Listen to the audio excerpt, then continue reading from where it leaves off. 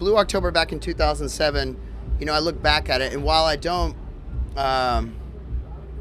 regret it, it was a dark music, man. I mean, like, I listen to it now and I'm like, man, what were you so sad about, bro? Well, I'm healthy now. I don't allow negativity in my life.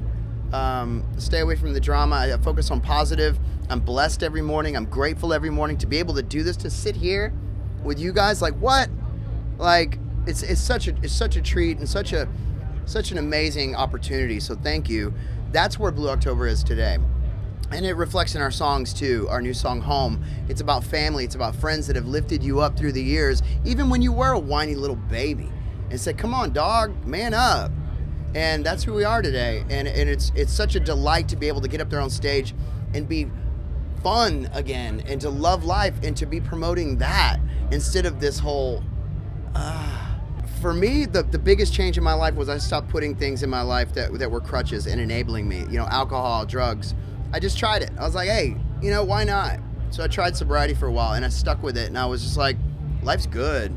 Wow, things are starting to come back together here. And then I started looking at my personality and going like, what are my character defects? You know, and then I started really studying like where I've gone wrong over the past years and working through that. And through that, I found this new spirituality. I found this new lust for life and this new passion for my kids to grow up and see this man who loves life instead of this man who's moping around all the time. So, and then it reflected in the music. And then I started being grateful for all my friends and family. And so I was like, man, I've never written an album about pure joy. I sure can write about the dark stuff. Good. Why don't I try to put that much energy and passion into joy and see how it comes out? And I was truly worried when I got sober if I could write and I could be interesting whatsoever, or if it's just gonna come out like, oh, please go back to doing drugs, you know? But I did a lot of praying, I did a lot of soul searching, a lot of like seriously working on myself, being proactive with becoming healthy all around, physically, mentally, emotionally. And then I took those tools that I learned how to do that with, and I put it into music.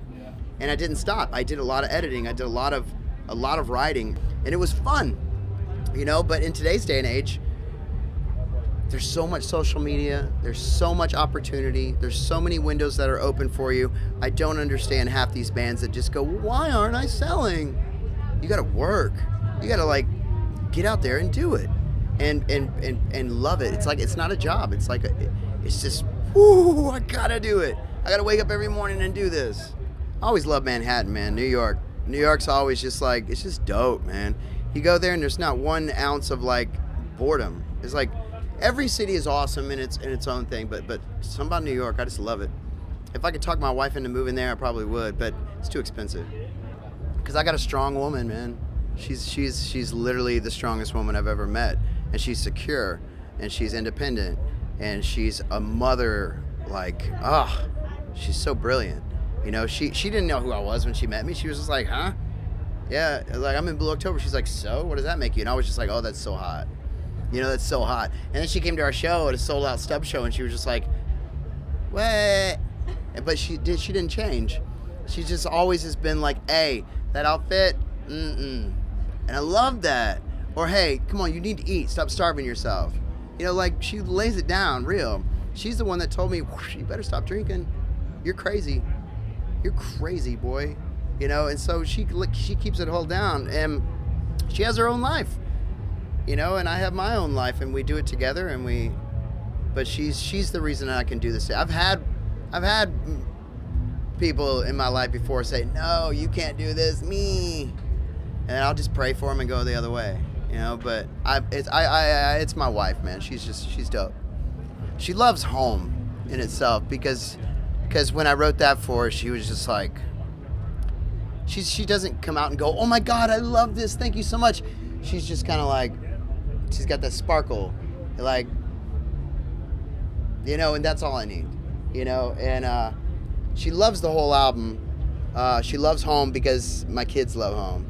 My mom, my little 4-year-old's like dancing in the kitchen in the pale moonlight. Mama loves daddy, daddy loves him. And I'm just like, that's super cool. Yeah. Life's not about you, Jess. Life's not about you, Justin. Get out there and enjoy it because it's short. I spent so many years just in this like in those hate me days, in those 2007 days where it was so dark. And I don't know why, because if I would have just opened the door to the tour bus and went outside, went running, surround yourself with positive people, get rid of the negative people in your life because you don't need that. Pray for people that are spiritually sick and move forward and work hard. Those days there's so many years, like I said, I spent just in the tour bus, and then I get on stage and I get off and I go hide in my bunk, drinking and doing all kinds of stuff. Today, I wake up every morning and I honestly say, thank you, God. This life is so amazing. And then I get out of the bus and I go walk and I meet people, and it's so amazing to sit here and be present and to be able to remember you next week when I see you again. And to just be like, they're asking me good questions. Like, they actually care, And so tonight when I'm on stage, I'm gonna try and relax. It's gonna be hard because I'm just gonna be like, oh, I wanna rock so hard. But there's moments when you just gotta stop and go, dude, this is what you're doing for a living.